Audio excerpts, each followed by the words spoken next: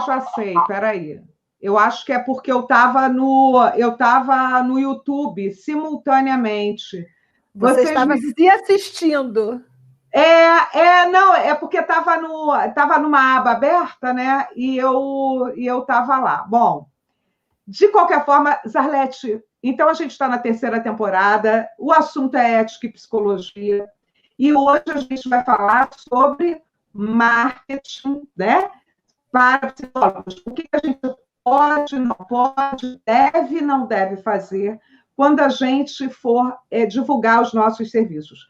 Eu quero te agradecer muitíssimo pela tua delicadeza, pela sua clareza, pela sua disponibilidade de estar aqui com a gente, sempre essa simpatia, essa contundência, que, enfim, né, me encanta demais. Seja muito bem-vinda, Zarlete, aqui no nosso Papo Cabeça. Olha, muito obrigada, Adriana. Realmente a gente já está construindo uma parceria. Muito obrigado pelo núcleo, pelo NUAP, porque eu acho que é um espaço, sim, de reflexão, não é simplesmente, não que ser uma clínica de psicologia seja simplesmente, mas a preocupação com a formação do profissional. Isso eu acho importantíssimo, porque nós somos já quase 300 mil psicólogos no Brasil, e as informações, por mais que elas estejam na mídia, nem sempre a gente tem acesso, porque a gente sabe que existem os robôs, as máquinas, que selecionam aquilo que a gente vai ver.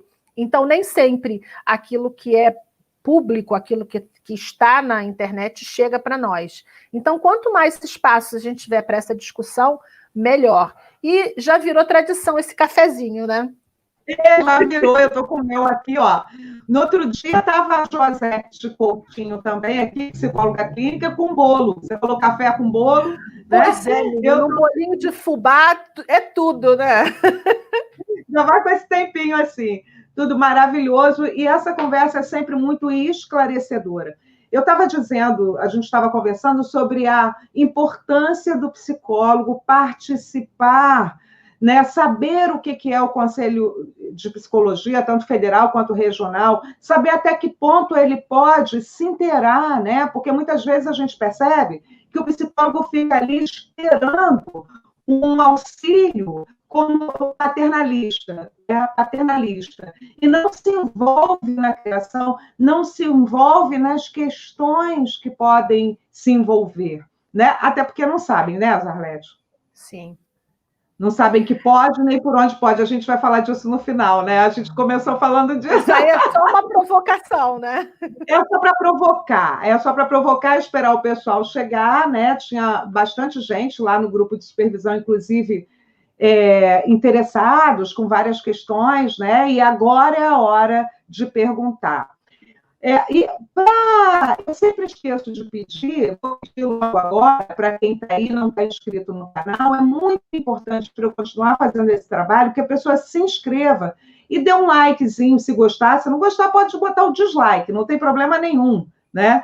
E aperta o sininho de notificação, porque é importante para dar visibilidade ao canal, para que essas informações circulem, né? Senão o canal fica ali paradinho. Tem uma coisa muito importante, comentar.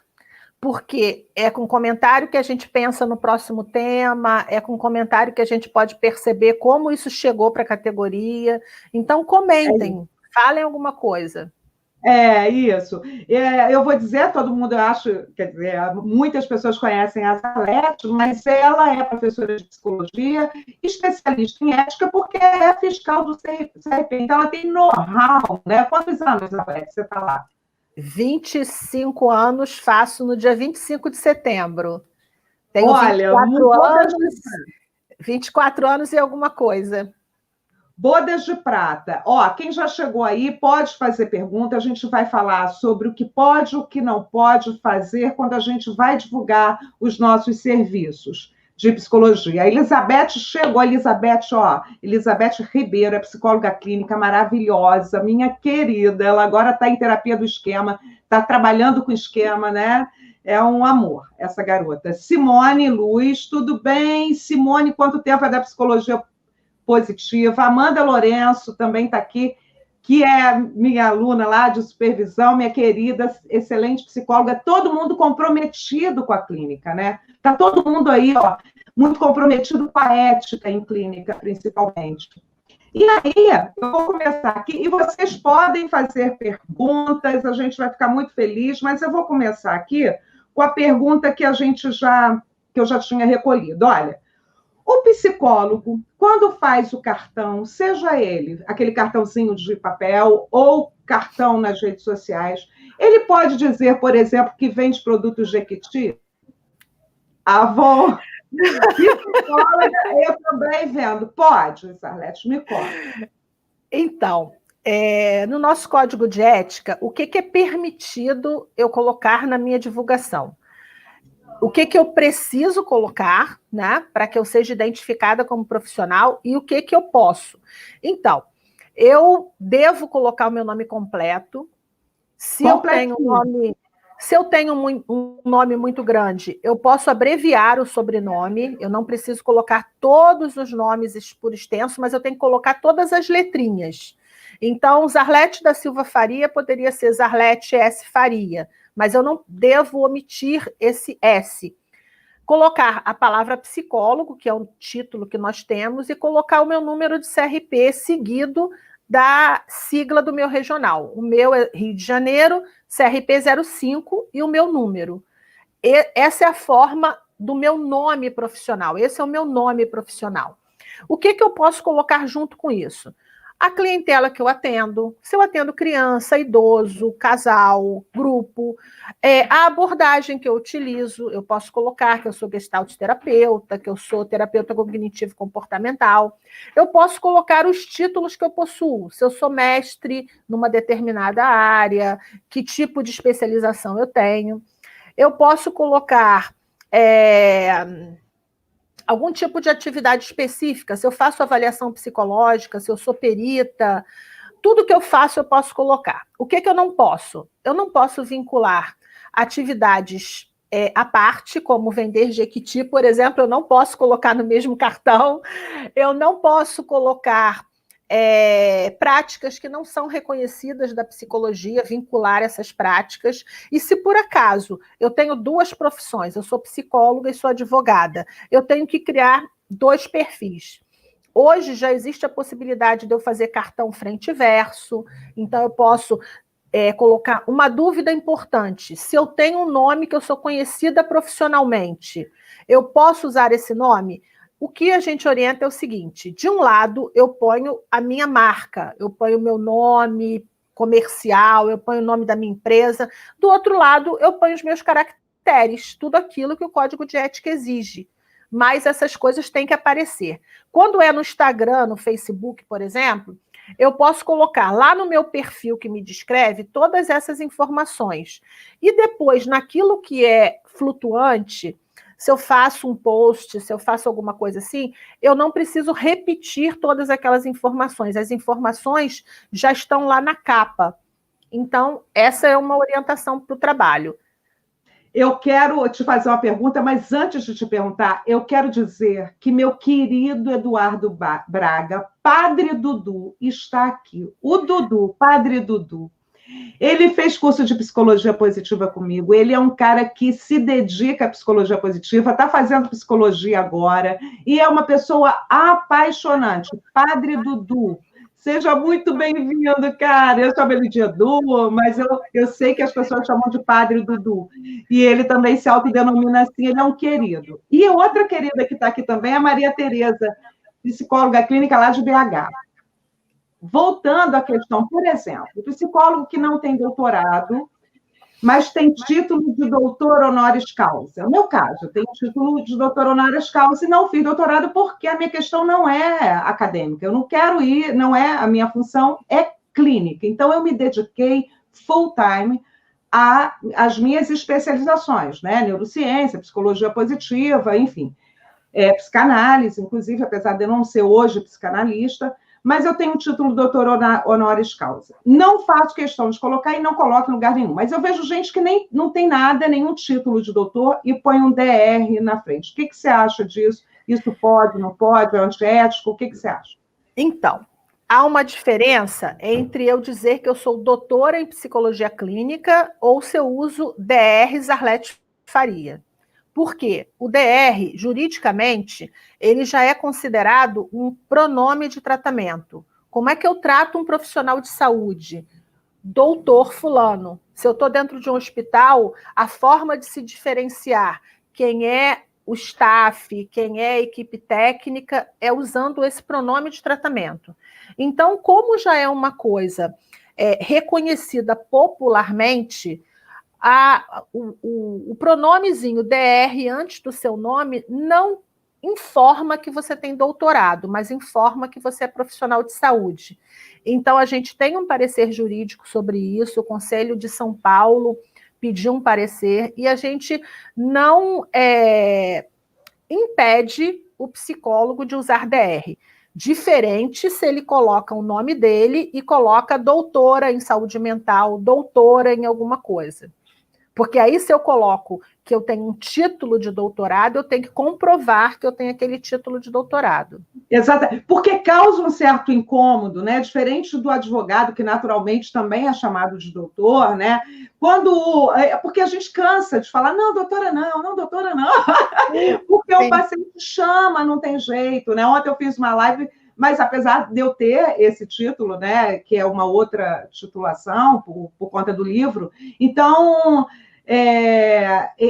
mas às vezes a gente fica meio, né, sei lá, eu acho que não sei, mas então vale, é válido e válido, não há problema nenhum. Se quiser chamar, você não precisa ficar, não é nada disso.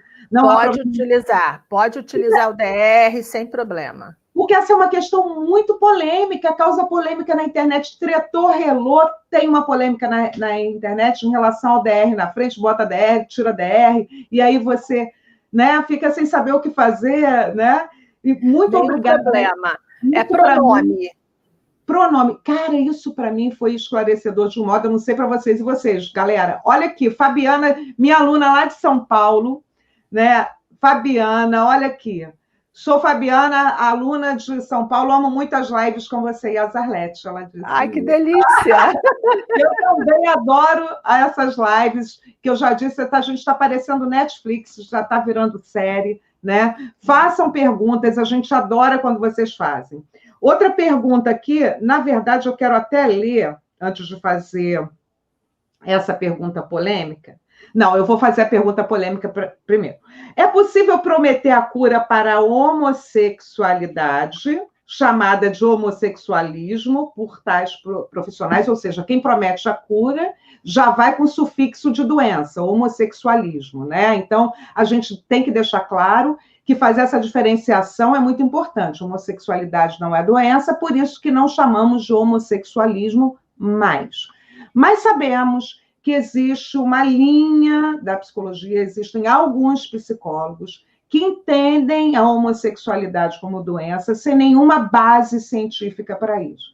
E muitas vezes oferecem esse serviço de transformação. O que você acha? O que pode, o que não pode? Isso é antiético? Isso é passível de advertência? Como é que é, Zarlete? Como é que está essa história? Bom, esse é um tema muito polêmico, realmente, e tem várias coisas da sua fala, inclusive, que eu posso levantar. Uma delas é que, assim, não há uma corrente da psicologia que entenda a homossexualidade como um tipo de patologia, de nenhuma forma. A psicologia como ciência, ela segue as normas da OMS, ela segue as normas da academia, né, do grupo acadêmico, dos professores, dos pesquisadores. A homossexualidade não é uma patologia, somos seres humanos que temos, em algum momento, transtornos emocionais, seja se eu sou homossexual, se eu não sou homossexual, e essa é uma outra questão, que é, o psicólogo pode ou não pode atender um homossexual? Deve. Se ele busca, se ele é um sujeito, ele não é um homossexual, ele é o João, ele é a Maria, ele é o José, ele é a Patrícia, são seres humanos, como é a Zarlete, como é a Adriana, qualquer ser humano, se ele busca o nosso trabalho, ele tem direito pleno de ser atendido. nas suas questões emocionais. Agora, não existe na psicologia nenhum protocolo de tratamento de homossexualidade, porque a homossexualidade não é uma doença. Olha, eu me expressei mal quando eu disse uma linha da psicologia. Talvez uma corrente de psicólogos, talvez uma... Alguns psicólogos, alguns cidadãos, vamos dizer assim, porque a gente precisa também evitar de vincular esse tipo de conduta com a nossa profissão. São cidadãos que têm crenças de que podem, de alguma maneira, usar ferramentas do trato emocional para modificação de comportamento. E aí entendem esse lugar da homossexualidade como um lugar mutável. Eu posso oferecer uma ferramenta para você mudar o seu comportamento. Essas pessoas, quando vinculam esse tipo de trabalho com a psicologia, eles, quando denunciados, eles são, sim, processados eticamente e, dependendo da situação, do processo, eles podem ser condenados, sim, e podem, inclusive, chegar até a punição máxima, que é a cassação do registro. Porque nós vivemos essa polêmica muito vivamente, muito intensamente nas últimas eleições para o Conselho. Nós vivemos isso, eu fiquei muito indignada, você sabe do meu nível de indignação, né, de perceber profissionais ainda com esse discurso. É até um absurdo eu colocar essa questão, né, trazer essa questão. Já deveria estar superada, né, nesse momento da profissão. Já deveria, mas eu trouxe justamente porque nós vivemos isso muito recentemente e essas pessoas ainda estão aí clinicando. Então, eu queria saber se nós podemos denunciar, se a gente percebe um profissional propondo esse tipo de absurdo, esse tipo de assinte. A gente pode, então, né, ligar para o CRP ou para o Conselho... Na verdade, o Código de Ética diz que a gente deve... Quando a gente toma conhecimento de uma conduta de um outro profissional, que essa conduta é antiética, seja qual for a conduta, se eu estou quebrando sigilo, seja o que for, cabe informar o seu conselho. E não tem nada de dedo duro. Mas eu não quero a nossa profissão. É proteger a nossa profissão. Aquela coisa assim, mas eu não quero me expor, eu não quero colocar meu nome, eu posso ser retaliada.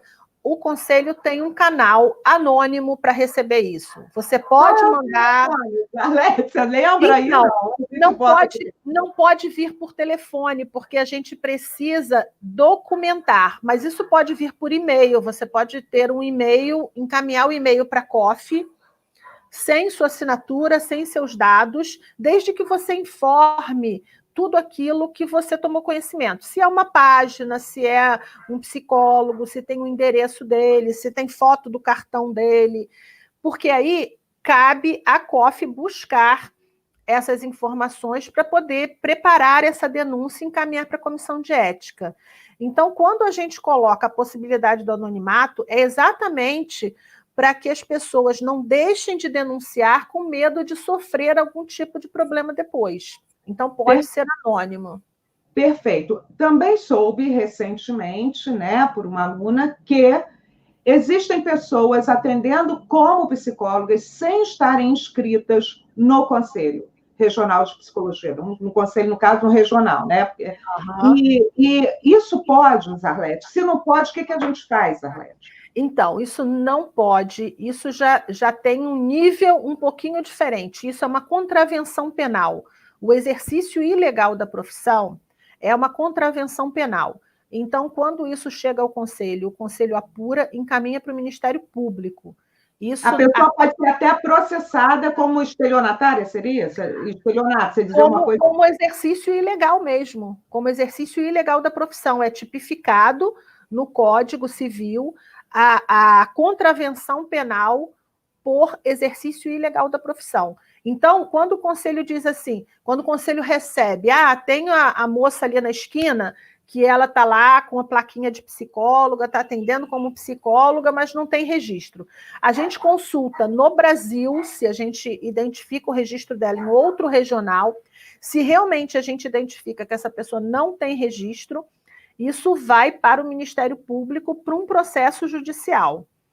Agora, por que isso existe? Porque as profissões que são regulamentadas, as profissões que têm a obrigatoriedade de ser exercida com um registro profissional, a gente não pode atuar sem esse registro. É como dirigir sem carteira de motorista. Eu pego um carro e saio para dirigir sem eu estar habilitada. A profissão também precisa estar habilitada, e a nossa habilitação é o nosso número de registro profissional. Perfeito. Então, sabendo disso, gente, por que precisa denunciar? Porque é uma forma de proteger a nossa profissão, que tem que ser muito respeitada, inclusive pelos profissionais que, né, que atuam. Né? Então, a gente precisa, isso não é ser dedo duro, isso não é, não. É proteger essa profissão que, para mim, é a mais importante do planeta. Agora, ó, cada um que se vire com a sua, eu acho. Eu só acho. Mas aí, Márcia, minha querida Vanessa Santos, querida Marcíssima, já vou fazer a sua pergunta. Mas só para dar uma continuidade, por exemplo, agora me surgiu essa questão. Eu decido morar em Portugal. Não vou. E atender online. Eu posso usar os brasileiros, né, em qualquer lugar do planeta. Eu posso usar o meu CRP? Como é que é? Eu tenho que pedir alguma autorização? Como é que faz? Então, o nosso registro profissional ele só tem validade no território brasileiro. Então, eu posso exercer a psicologia no Brasil. Mesmo que eu atenda online, eu não posso estar fora do Brasil. Por quê? Toda a normativa que te defende ou que você pode ser penalizada por ela, que são as normas profissionais, são normas do governo brasileiro, são normas do sistema conselhos do Brasil. Se você vai morar fora, você tem que validar o seu diploma, porque fora do Brasil o seu diploma não tem valor, o seu diploma de qualquer universidade do Brasil não tem valor fora do Brasil. Mesmo que eu atenda só brasileiros. Mesmo que atenda só brasileiros. Você está fora do seu território. Então, você tem que validar o seu diploma fora do Brasil para que seja reconhecido o seu título de psicólogo e depois procurar naquele país como a psicologia é normatizada. Nos Estados Unidos, a gente sabe que tem as associações, como tem a APA, como tem outras, que você vai se associar a esse grupo para poder isso legitimar a sua prática. Na Argentina, tem a União dos Psicólogos. Cada país vai se organizar. Em Portugal também tem algo semelhante ao sistema conselhos. Você tem que ir lá e dizer, olha, eu estou aqui nesse país, a universidade tal deste país reconheceu o meu título e agora eu quero exercer minha profissão. E aí, para exercer essa profissão, eu tenho que estar ligada lá e seguir as normas de lá de onde eu estou. Agora, eu, no Brasil, posso atender brasileiros que estão em outro país. Sim. Eu estando no Brasil, eu posso atender a pessoa que esteja em qualquer parte do mundo, porque eu estou no meu território e vou seguir as normas do país, as normas que a gente tem como psicólogo, como cidadão.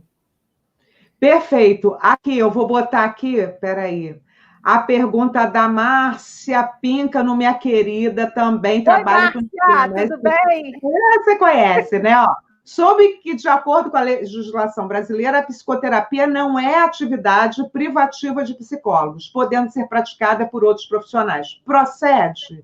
E quais seriam esses profissionais? Quais? Então, Márcia, eu estava há 10 minutos atrás conversando com a Adriana exatamente sobre isso. Nesse momento, isso, antes da live, né? Nesse momento, o Sistema Conselhos tem constituído um grupo de trabalho para discutir limites normativas da ferramenta, da prática da psicoterapia. A psicoterapia é uma prática do psicólogo. Agora, a discussão sobre que outras profissões têm direito de utilizar essa prática, isso, nesse momento, vem sendo discutido. Se eu te disser hoje essa ferramenta não é uma ferramenta exclusiva do psicólogo. Existem outros profissionais que fazem formação e que têm habilitação para exercer essa prática. O psiquiatra, por exemplo, o assistente social, por exemplo, que trabalha muito com a família. Agora, o que a gente também vem vendo, e foi isso que motivou a criação do grupo de trabalho, é uma formação, eu nem chamaria isso de formação, né? Mas cursos que dizem habilitar pessoas sem nenhuma habilitação, sem nenhum conhecimento prévio, para exercer, de alguma maneira, terapia, psicoterapia, ou seja, o que for, e que o que a gente vem vendo é que essas coisas estão se tornando perigosas para a sociedade. Uma pessoa que faz um curso que diz que habilita ela para uma prática, sem ela conhecer, por exemplo, o que é uma patologia, o que é comportamento, como é que esses transtornos acontecem, como é que eu vou trabalhar isso. Isso é perigoso, porque se de uma forma uma pessoa não habilitada a fazer uma cirurgia pode matar um sujeito porque vai cortar o corpo desse sujeito, a gente tem outras ferramentas que são sutis, que não trazem cicatrizes visíveis, mas a gente também pode causar um dano à saúde desse sujeito que pode levar à morte. Se você está trabalhando com um limite de suicídio, essa pessoa pode sim se matar, e nós somos responsáveis por isso. E então, matar o outro, né? Matar e matar o outro, né? Essa discussão, eu diria que está em andamento. O que eu posso pedir é o seguinte: fiquem de olho nas redes sociais, porque o grupo de trabalho vai provocar a categoria para falar sobre isso. Então, fiquem de olho, porque é o nosso momento de criar uma onda. Não vamos para a segunda onda aí do Covid, mas vamos criar uma onda dentro da nossa profissão para ver se a gente consegue solidificar um pouco mais essas coisas. E é isso, Zarlete, quer dizer, a gente estava conversando sobre isso, né? Uma das funções desse nosso encontro também é aproximar, é levar conhecimento para os profissionais que às vezes não sabem, ficam numa dúvida danada, não sabem o que fazer. Então, humanizar um pouco mais o CRP, a gente pode participar de várias formas, a gente vai falar sobre isso também, talvez na próxima live, a gente vai falar como é que o psicólogo pode participar dessas pesquisas, enfim, em opinião, enfim. Porque senão a gente fica querendo uma postura paternalista do conselho e não é a proposta. Não é a proposta. O conselho é um organismo que ele anda à medida que ele é provocado. Esse GT, inclusive, ele surgiu por quê? Porque em algum momento a categoria solicitou que esse campo fosse estudado, que esse campo fosse discutido. Então se criou o GT de psicoterapia por demanda da categoria. Mas, por exemplo, o cara faz um curso de psicanálise em uma semana, porque às vezes tem isso, né? E se autodenomina psicanalista e vai fazendo os absurdos que fazem por aí. Por exemplo, eu estou com um cartaz aqui que eu não vou mostrar, porque eu não posso, porque tem o nome da pessoa, mas que diz assim: olha aqui, ele fez um curso de psicanálise e ele é pastor. E ele diz o seguinte: já começa que não podemos misturar religião com psicologia. Religião é uma coisa, psicologia é outra, mesmo que você seja evangélico, espírita, católico. É aquilo que eu falei de ter duas ocupações. Se em algum lugar eu sou pastor, em outro lugar eu sou psicólogo, essas coisas têm que estar separadas. Dentro do consultório eu sou psicólogo, dentro da igreja eu sou pastor. São campos separados.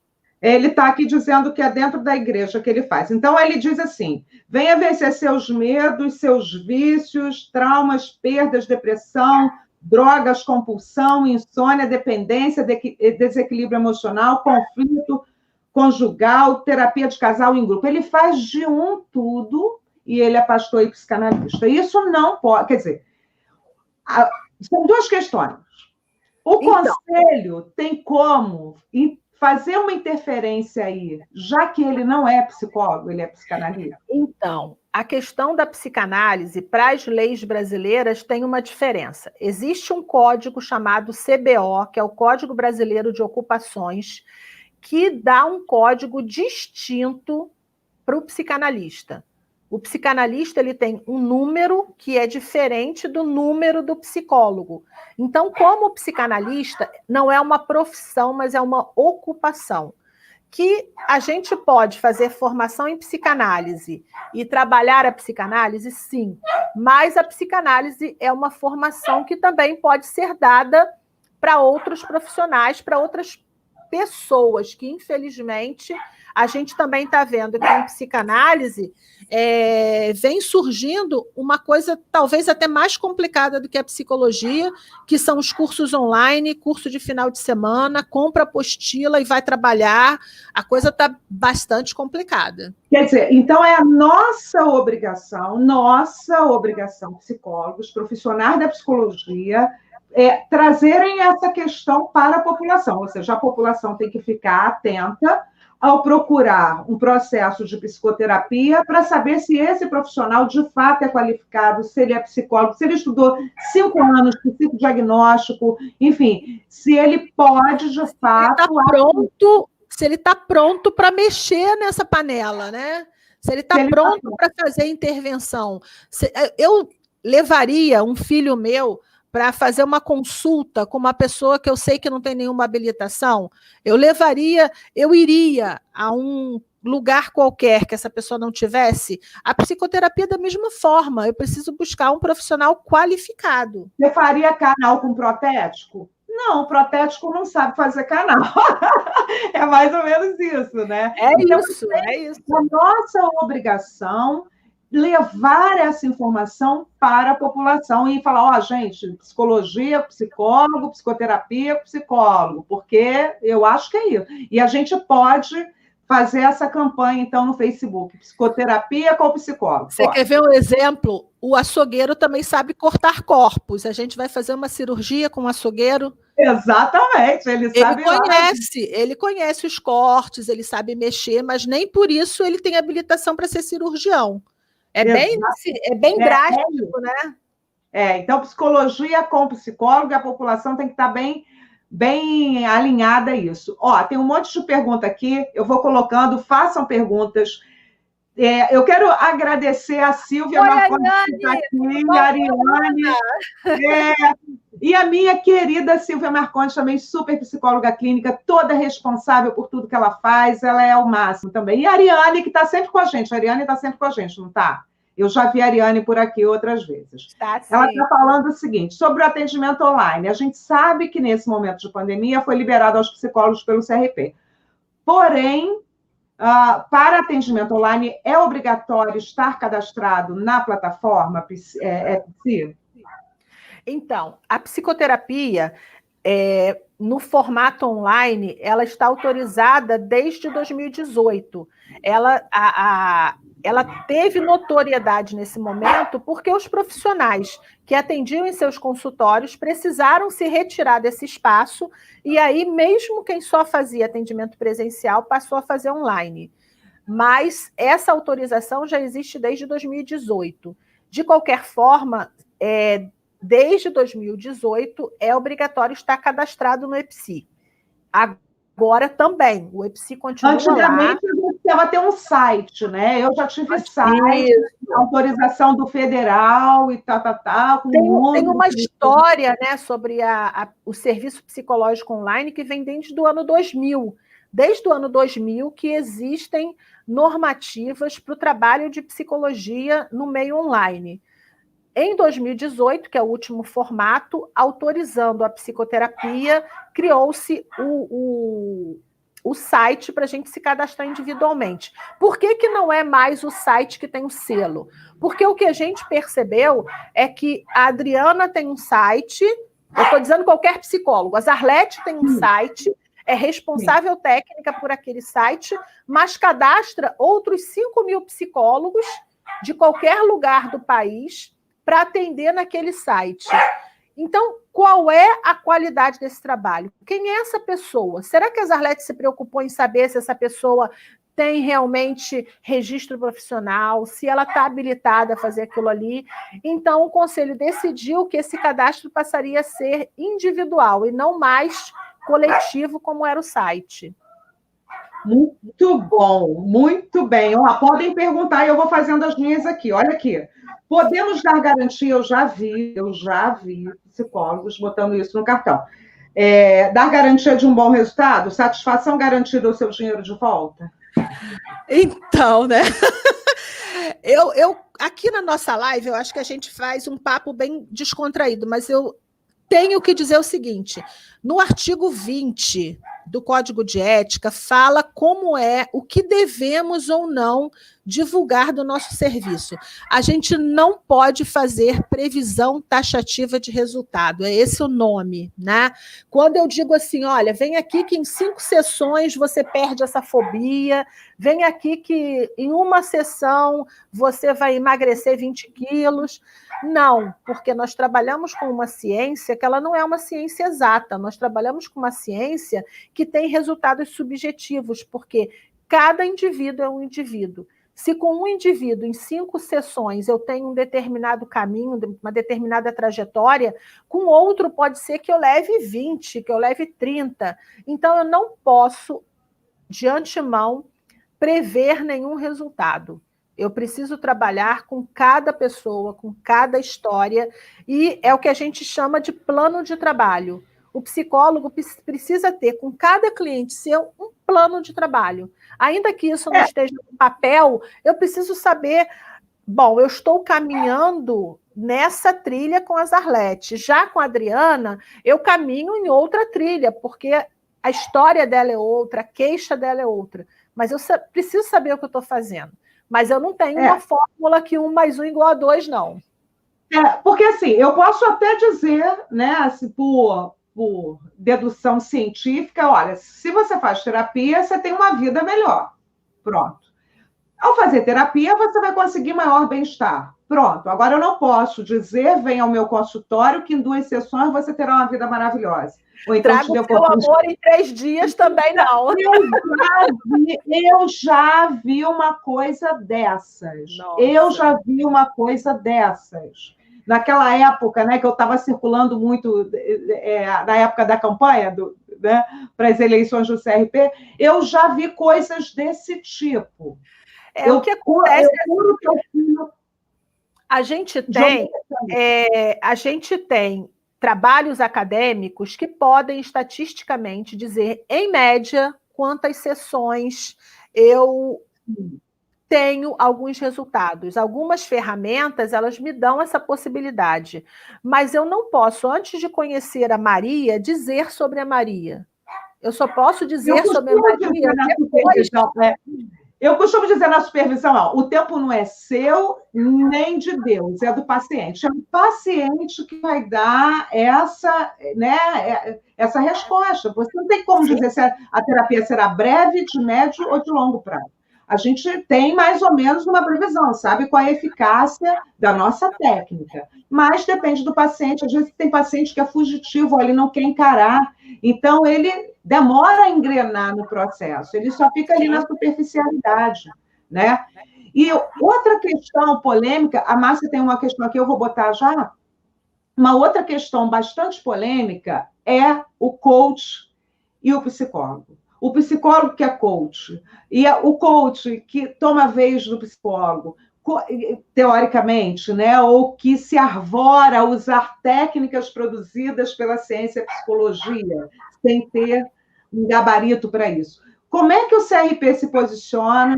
E se você é coach psicólogo, você tem que colocar contratos separados, cartões separados, contratos terapêuticos. Como é que o CRP se posiciona? Então, coaching é um conjunto de ferramentas, né? É como se fosse um pacotinho com um conjunto de ferramentas. Algumas ferramentas do trabalho de um coach são ferramentas que são também comuns à psicologia. Eu posso fazer uma dinâmica de grupo, eu posso fazer relaxamento, meditação, algumas técnicas comportamentais. Ok. Mas se eu sou coach, eu tenho um trabalho que é específico. Eu faço um contrato com um objetivo específico de te preparar. Eu estou te modelando, eu estou te acompanhando para um determinado objetivo. A psicoterapia não tem isso. A psicoterapia, a caminhada é de mãos dadas, mas eu não estou te levando para algum lugar. Eu estou caminhando junto com você.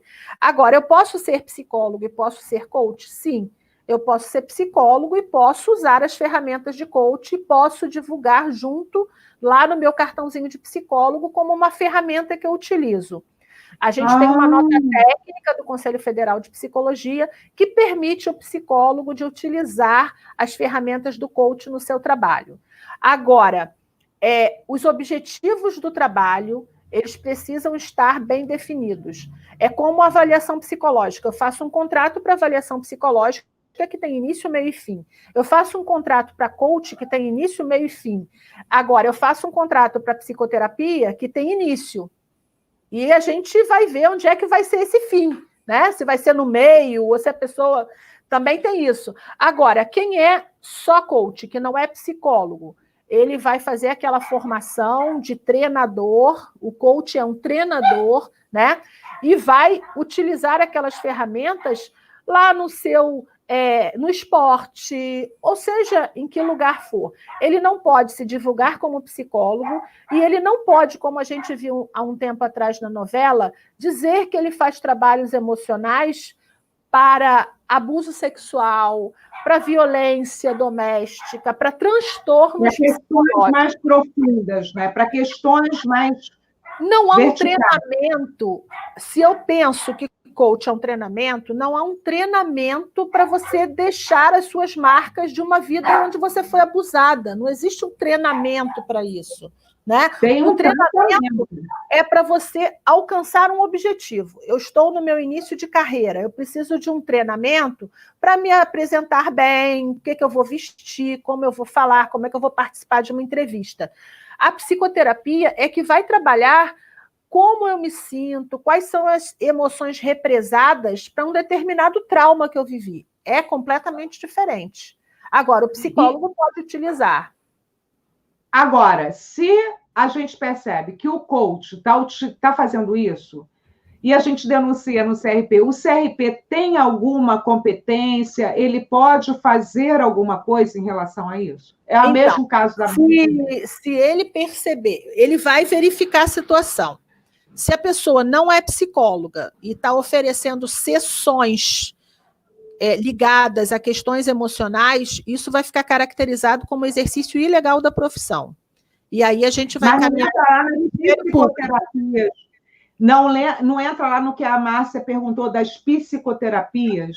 Não entra. No caso das psicoterapias, que a gente sabe que não é psicólogo fazendo, precisa ficar muito claro como você se divulga. Você não pode oferecer uma falsa psicologia. Se você não é psicólogo e hoje no Brasil você tem essa permissão porque você fez uma formação, você tem que deixar claro para o seu paciente o que você pode fazer. Você não pode fazer uma avaliação psicológica, você não pode fazer documentos psicológicos, você vai fazer aquilo ali que você aprendeu e aquilo ali é um limite. E o seu paciente tem que ter claro que você não é psicólogo. Porque, em geral, o que acontece é uma informação onde os detalhes são omitidos, e quando o paciente se sente de alguma forma lesado, ele vai ao conselho buscando essa proteção. Só que aí, quando a gente vê que a Sebastiana não é psicóloga, ela fez um cursinho de final de semana e se intitula psicoterapeuta, o conselho não tem alcance de punir essa pessoa. Isso vai para o Ministério Público, isso vai para a Justiça. Então, mas assim, pode, mas é o conselho que leva para a justiça, Zarlete? Cidadão também, qualquer cidadão pode encaminhar denúncia ao Ministério Público. Inclusive, o Ministério Público também tem um canal anônimo, onde qualquer cidadão pode encaminhar denúncia anônima para o Ministério Público. Mas, quando chega ao conselho, o conselho encaminha. Porque isso, aí volto a dizer, a nossa responsabilidade. Quem está assistindo, quem está gostando dessa live, que acha importante, para alertar os profissionais de psicologia, compartilhem aí, tem um negocinho no YouTube, compartilhem a live, perguntem, façam perguntas, compartilhem a live, se inscrevam no canal, que a gente vai estar aqui, alinhadíssima ao conselho, para poder fazer brilhar ainda mais a nossa profissão, que é tão importante, né? Ó, Ricardo chegou. A Márcia tem uma pergunta. Ricardo, meu queridíssimo. A gente já tem uma plateia cativa, hein? Já, a gente já é íntimo aqui dessas pessoas e eu adoro isso, amo. Vanessa Santos disse que está adorando a live. Que bom. Kátia Maria está dando boa tarde. Patrícia acabou de chegar. Patrícia Caliano. Aqui, a Márcia, eu vou pegar a pergunta da Márcia, que está anterior. Um psicólogo pode trabalhar com alguma terapia integrativa, por exemplo, reiki, contanto. Deixa eu até botar aqui, ó. Espera aí, que eu já boto, que aí você vê. Contanto que não conste na sua publicidade junto com a de psicólogo e realize fora do setting terapêutico? Então, eu costumo dizer que, como cidadão, porque, assim, quando eu digo um psicólogo, eu estou vinculando ao título dele. Vamos dizer, a Zarlete. A Zarlete pode trabalhar com terapia floral? Pode. Eu vou lá colocar o meu nomezinho, Zarlete, terapeuta floral. E vou trabalhar as práticas integrativas, inclusive o SUS reconhece essas práticas, tem uma lista de práticas que são reconhecidas da sua eficácia. O que eu não posso ainda... Escutem-o ainda. O que eu não posso ainda é vincular, sou psicóloga e terapeuta floral. Eu atendo o meu paciente como psicoterapeuta, no final eu faço um papelzinho sugerindo um floral, um composto floral para ele. Hoje a gente ainda não pode fazer isso. Como é que isso está dentro do sistema Conselhos? No final de 2018, foi aprovado no Conselho Federal de Psicologia a criação do Observatório Profissional, Observatório em Psicologia. O que é esse observatório?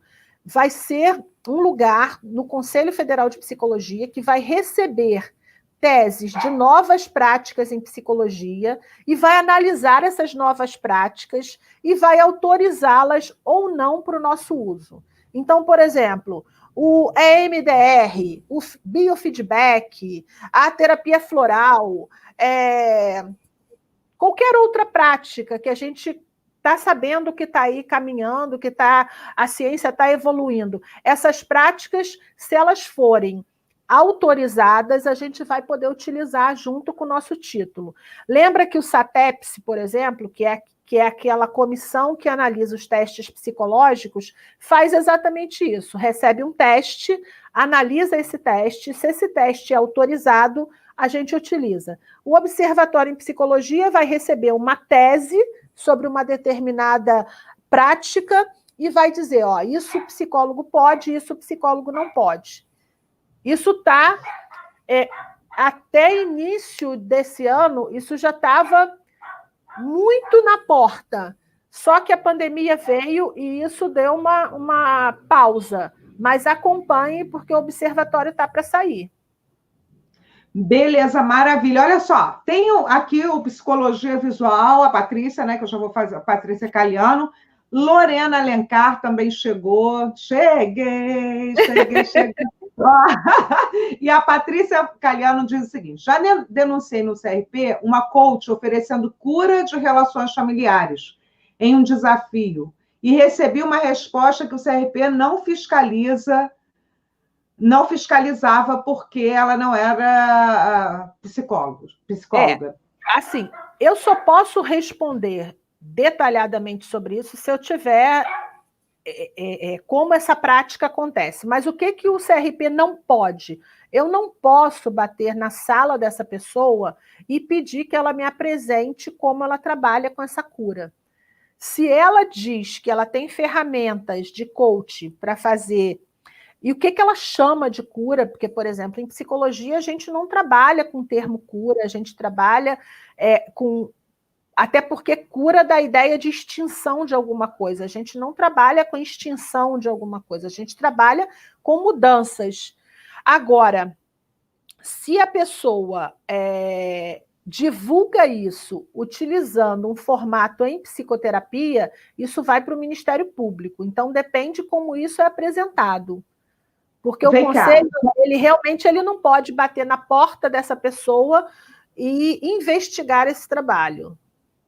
Olha aqui, Zarlete, vamos aqui nós duasinhas, vamos fingir que não tem mais ninguém participando aqui. Eu só estou vendo lá, você, então tá tranquilo. Polêmica, né? A psicologia, porque essa também, isso que eu acho que a gente tem que repensar, e o CRP também, é uma proposta, e eu estou junto nessa, assim, né? Já te falei, já me coloquei à disposição de forma voluntária, obviamente, né? Quando eu puder ajudar no que for preciso.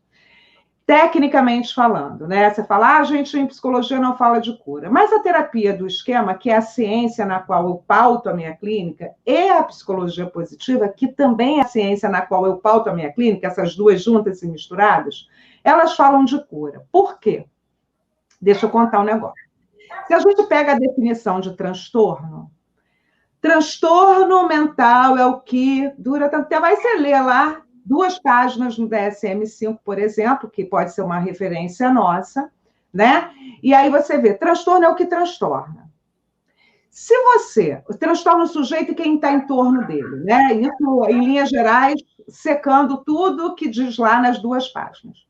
Se o sujeito, a partir das técnicas da terapia do esquema e psicologia positiva, para de transtornar, e transtornar o outro, então essa é a ideia de cura. Então, na terapia do esquema, que é a técnica que eu trabalho, e psicologia positiva, a gente fala em cura. Então, eu falo a partir desse viés. Cura dos transtornos de personalidade, cura da depressão.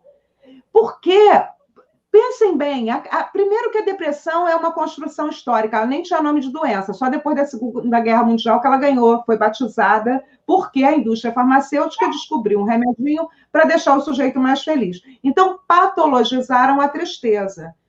E todo mundo foi tomar antidepressivo. Eu nunca vi ninguém que tome antidepressivo feliz, eu nunca vi, você já viu? Ih, estou feliz, estou tomando antidepressivo. Por quê? Os próprios órgãos de controle dessas medicações asseveram que o antidepressivo ele só vai funcionar se o sujeito estiver deitado na cama para ele levantar. O resto é psicoterapia. Então, assim, é nessa medida que eu, na minha clínica, se eu tiver errado, me deu uma multa, eu falo em cura da depressão, a partir do processo terapêutico pautado em psicologia positiva e terapia do esquema. Eu falo cura de transtorno, porque senão eu condeno o sujeito. E aí é muito interessante, só para ilustrar, eu tenho uma paciente agora nova, que ela veio diagnosticada carimbada com transtorno bipolar. E aí eu comecei a desconfiar e percebi que não era, que era um transtorno dissociativo, não que uma coisa não possa existir junto com a outra, mas o que estava mais ali premente era o transtorno dissociativo. E ela disse para mim, eu falei, desde quando você é deprimida? E ela disse, desde os 12 anos de idade. E aí eu fui à psiquiatra, uma história desgraçada, como várias que a gente atende no consultório. E ela foi por essa história desgraçada, abandono do pai, abandono da mãe, mudança de ambiente familiar, fez essa adolescente, pré-adolescente, se entristecer, mas disseram que ela era deprimida. A psiquiatra falou, você é deprimida, e não tem cura, você será deprimida a vida inteira. E é óbvio que a gente sabe, né? A gente sabe tecnicamente que a gente pode curar a depressão através do processo de desconstrução histórica, né? Desconstrução dessa formatação, desse esquema, né? Diria assim. E é nessa medida. Então, você vai me multar? Você vai me mandar? Então, olha como é que é bonito fazer ciência, porque olha só, quando a gente fala, não utilizamos o termo cura, eu estou pautada no conceito de extinção de sintoma, de poder comprovar comprovar cientificamente com resultados de que aquilo foi extinto. Então, quando a gente pensa nas normas de protocolos científicos de aprovação de qualquer coisa, e que o resultado é necessário, resultado com X pessoas da população, 1000 deprimidos. Então, quando se evita o termo cura, não significa dizer que isso não aconteceu, significa dizer que esse termo, como a ciência pauta, a gente evita por causa por causa desse trâmite científico de apresentar resultados. Agora, olha como é importante você ter uma abordagem que você conhece, você ter uma abordagem que você está segura. Você utiliza parâmetros da sua abordagem dizendo assim, não, na minha abordagem, nesse conceito, com esse resultado, eu chamo isso de cura. Então, quando a gente diz evita, a gente não está dizendo que a psicologia não pode utilizar o termo cura.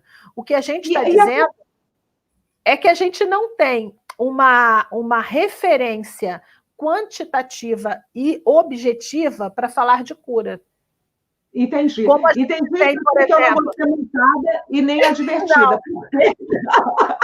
Quando a gente tem um fenômeno físico, você faz um exame e você tem um índice tal. Você faz o outro exame e você tem um índice 0, você chama aquilo de cura, né? Porque você teve um resultado.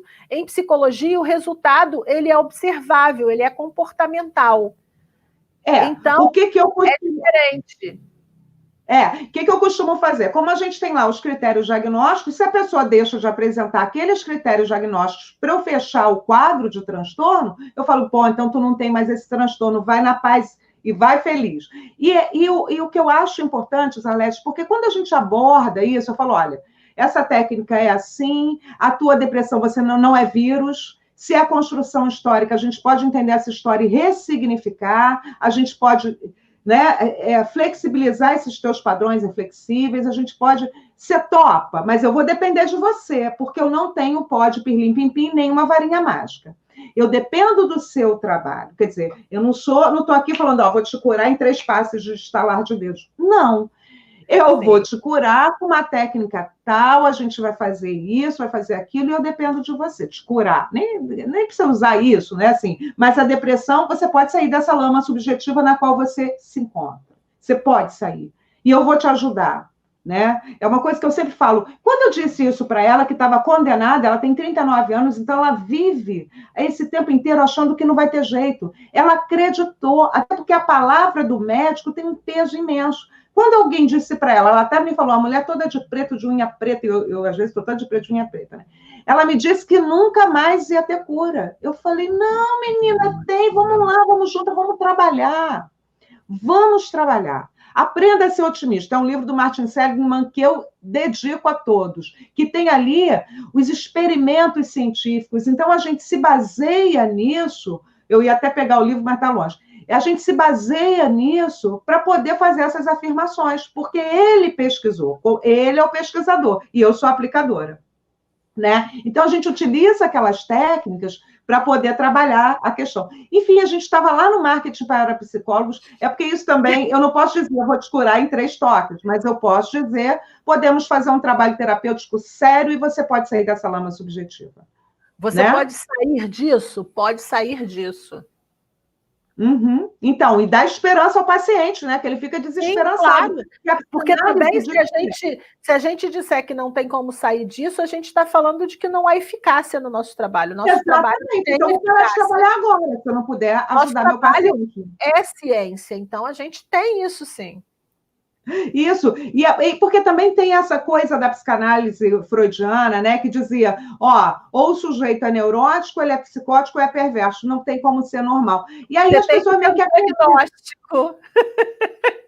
Ainda bem que a ciência evoluiu, a neurociência evoluiu, tem a terapia do esquema, a psicologia positiva, né, Sarlete, para ajudar a gente nesse projeto de salvar as pessoas. Olha aqui, a Amanda Lourenço está dizendo, uma outra profissional que trabalha com MDR atendeu uma paciente minha e medicou para ajudá-la no seu luto, alegando que a terapia não tiraria gente, a terapia não tiraria a sua tristeza. Gente, olha isso, né? Porque medicalizaram a tristeza. Amanda, quando você chama profissional, você está falando psicólogo, porque o psicólogo não pode medicar. O psicólogo não tem autorização. É Nem isso. para medicar, não vai curar medicamento de paciente nenhum. A gente tem que falar, olha aqui, quando você melhorar seu sintoma, consulta seu psiquiatra de novo, vê se ele pode diminuir a dose, porque também... Olha, eu percebo muito isso. Às vezes o paciente vem tão impregnado, essa menina, ela está tão impregnada que ela fala com a gente com cara de ué. Ela fala assim, olha, e tal. Aí eu falo, quem está falando comigo? É você ou seu efeito colateral? Porque muitos psicotrópicos e antidepressivos também dão essa lentidão, né? Do pensamento, da articulação, enfim. Sim. Então, é muito importante. Olha quanto assunto a gente tem. É importante a gente pensar o seguinte: a gente não pode interferir no trabalho de outro profissional. Então, se a pessoa tem um psiquiatra que passou uma medicação e essa medicação está sendo acompanhada por ele, a gente não pode interferir. O que a gente pode fazer é, ao perceber uma evolução desse caso, pedir para a pessoa voltar ao profissional, porque se esse profissional observou que houve mudança, ele mesmo vai retirar essa medicação. A gente não pode interferir, não. Mas eu entendi que a Amanda estava dizendo que a moça tirar a tristeza. Estava meio que desconsiderando o trabalho terapêutico, né? Dizendo, não tem jeito não.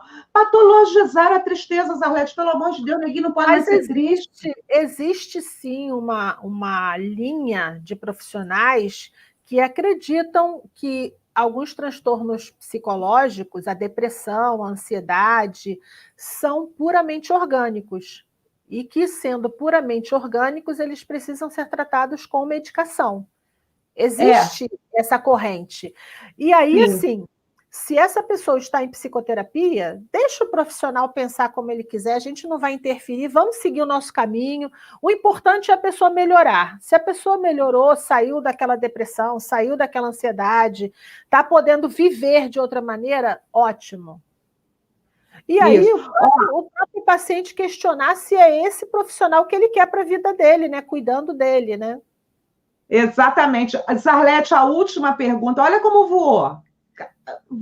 Hoje voou, não voou? Foi mesmo. Parece que a gente está começando. Batendo papo cabeça aqui. Olha aqui, a Patrícia, de novo, e ela faz essa pergunta, que foi a pergunta que meio que pautou, né? O CRP pode ou não pode proteger a nossa prática de outros terapeutas, né? É isso que a gente vem falando, né? A gente vem falando durante toda essa live. A não ser que o pessoal... Hoje, a gente tem limites dentro da própria lei brasileira e que essa lei não foi escrita nem assinada pelo Sistema Conselho, ela é uma lei federal que dá um limite aos conselhos de atuar sobre o exercício profissional da psicologia. Então, a gente só pode interferir no trabalho de quem é psicólogo. Aquele que não é psicólogo e, de alguma maneira, entra no nosso caminho, a gente tem que mandar isso para o sistema judiciário. Por isso que a gente manda isso para o Ministério Público, porque há um limite até onde o conselho pode ir. Por isso que, quando eu falei do coach, eu disse, o conselho não pode bater na porta de um terapeuta e dizer assim, olha, isso você não pode fazer. Quem vai dizer isso é a justiça, vai dizer assim, olha, isso aí é do psicólogo, pare de fazer. E aí pode caracterizar, sim, a contravenção penal por exercício ilegal. Se ele está fazendo uma coisa que é da psicologia e ele não é psicólogo, isso é uma contravenção penal por exercício ilegal da profissão. E aí cabe, é claro que a gente não tem um conselho que tem 1 milhão de pernas, que tem 1 milhão de olhos. O que a gente precisa é do comprometimento dos outros profissionais, dos psicólogos, que possam encaminhar isso para a gente, que possam esclarecer a sociedade. Cada vez que um psicólogo abre um canal desse para fazer uma live, para propagar informação, como a Adriana está fazendo, é uma maneira da gente alcançar mais pessoas, de em algum momento, lá daqui a 5 anos, uma pessoa que está procurando um psicólogo assiste essa live e aí vai pensar assim, nossa, olha como isso pode ser um problemático, olha o que a lei prevê, o que a lei não prevê. Basta dizer que aquele serviço que é pautado em lei, por exemplo, quando você fala quem é que faz perícia psicológica no Tribunal de Justiça? Só o psicólogo, não tem nenhum terapeuta fazendo isso. Quem é que pode ter convênio para psicoterapia? É o psicólogo. Então, nós temos um reconhecimento legal. Quem está fora disso, ele não tem nenhuma segurança legal e ele pode ser processado. Isso, a Patrícia falou, cheguei depois. Não, Paty, essa live foi muito assim, né? Foi muito sobre isso. Foi A gente sobre falou, isso. falou de novo, não tem problema nenhum. A gente pergunta diferente, a gente responde de forma diferente, né, Zarlete? Sempre, a gente não, Zarlete que responde, eu sou mediadora aqui. Eu queria pedir primeiro, para quem ainda não se inscreveu, para que se inscreva no canal, aperte a notificação e compartilhe a live, porque isso é importante. Essa junção, né? Esse fortalecimento da nossa profissão, porque, volto a dizer, a nossa profissão é importantíssima. E a gente salva vidas quando faz um bom atendimento, quando a gente pode segurar na mão do nosso paciente e fazer uma boa condução, né, do tratamento. Zarlete, eu quero de novo te agradecer e quero deixar aqui, porque daqui a 15 dias a gente vai estar de volta. Então, a gente vai fazer uma votação. Muito bom. Porque isso é muito importante, você vai trazendo até essas novidades do GT lá, né, do grupo de trabalho que vocês estão discutindo, questões da psicologia clínica. Então, seria muito importante que vocês sugerissem temas para a gente, né? Zarlete, o próximo tema qual vai ser? O que a gente vai falar na nossa próxima encontro, daqui a 15 dias? Pois é. Quem sabe no comentário não surge um tema interessante. A gente pode falar sobre... Gente, tem tanta coisa que a gente pode falar. Eu poderia pegar uma pergunta dessa de hoje e a gente fazer uma outra live. Tem tanta coisa para falar. Você falou também... Sugere? Ricardo de Sá, por favor, me diga qual é o dia. Ele está aqui. Como sempre, informação de qualidade e consistência. Quando será a próxima? Ele que vai dizer para a gente, porque ele é todo organizadinho. Ele vai dizer daqui a 15 dias, quando é? Talvez dia 16. Hoje é dia 1º. Acho que é dia 16. Então, na verdade, dia 15. Eu vou deixar um tema amplo aqui, que a gente vai falar das funções do conselho. O que você acha da gente falar das funções do conselho e como é que o psicólogo pode participar ativamente de algumas decisões, de algumas pesquisas, como é que ele pode ser autor também, de algum modo, né? Ser autor. Ser protagonista da sua profissão, porque a gente precisa ser protagonista da nossa profissão. E existe espaço para isso. E tem uma coisa importante, o conselho, ele também está na rede social nesse momento, o conselho não está fazendo atendimento presencial, mas ele tem Facebook, ele tem Instagram, ele tem YouTube, está fazendo também muitas lives muito interessantes. A gente tem aqui de 15 em 15 dias e a gente tem, acho que 2 ou 3 vezes por semana, também o espaço no conselho. Então, acompanhe a rede social também do conselho, que tem muita coisa bacana acontecendo por lá. Isso, e se vocês gostaram, acharam interessante, importante para a profissão, não esqueçam de compartilhar nos grupos, na sua página. Acompanhe a gente, né, Zarlete, porque isso é muito importante para nós. Comentem, né? Comentem. A sua pergunta não foi respondida? Tem algum tema que você queria esclarecer? Comenta que a gente vai colocando na lista, né, Adriana? Isso, com certeza. Um prazer enorme estar com vocês. Agora a gente vai ter que ir, né, Zarlete? Agora a gente tem que ir, porque já até estourou o tempo que a gente fala para caramba, a gente tem assunto aberto, né? Então, o Ricardo disse aqui, dia 15 de agosto, a gente vai estar aqui de novo para falar de ética e psicologia. Pode ser? Zarlete, um grande beijo para todo mundo. Muito obrigada. Vou finalizar aí, a gente se fala aqui. Tá certo. Beijo. Beijo, pessoal.